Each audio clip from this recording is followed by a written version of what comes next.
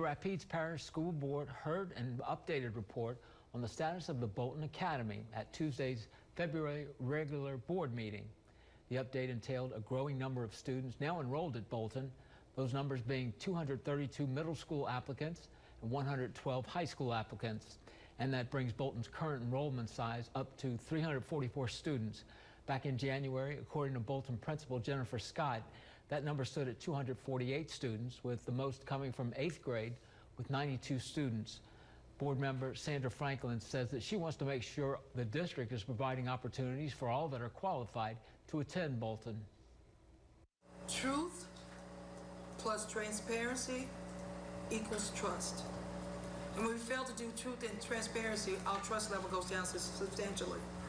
And if we're not getting the students, I know this is open enrollment that's occurring throughout the district for all choice schools as well as open enrollment for high schools.